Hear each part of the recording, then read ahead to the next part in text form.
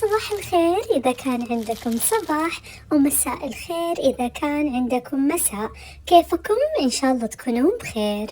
اليوم رح أجرب معاكم هذه النودلز، أنا أول مرة أجربها، وكمان رح أجرب معاكم طريقة مريم جمال اللي هي النودلز مع الفلفل البارد. أول شي في مقلاة رح أحط الزيت، بطاطس، طبعا ممكن تضيفون أي نوع خضار أنتوا تحبونها. أنا حطيت بطاطس وحطيت الفلفل البارد، راح أقلبها شوية مع بعض. بعدين راح أحط بودرة البصل، معجون طماطم، وراح أقلبها شوية مع بعض. هذا نوع النودلز اللي راح أستخدمه. أتوقع إنه بالدجاج الحار. والله يا بنات مرة حارة صراحة، مرة حارة.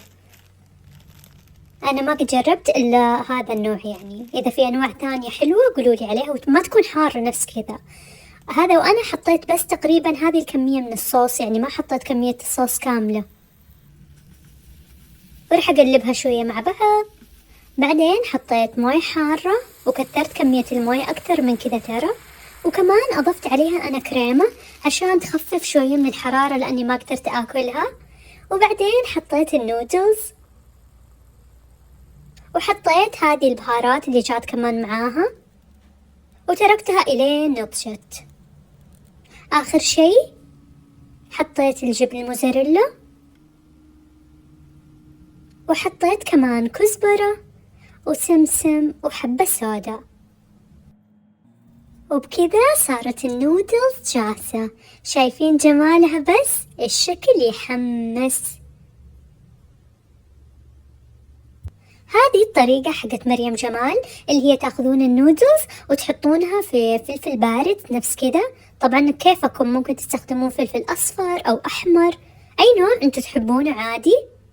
راح تحطونها زي كذا، وبعدين كتروا عليها الليمون. أحلى شي لما تكترون عليها الليمون، صراحة جدا لذيذة. أنصحكم تجربون الطريقة، بس مو لازم تجربونها بنفس نوع هذا النودلز، عادي جربوها بأي نوع اندومي ثاني، يعني مو شرط. بس صراحة لذيذة، حبيت.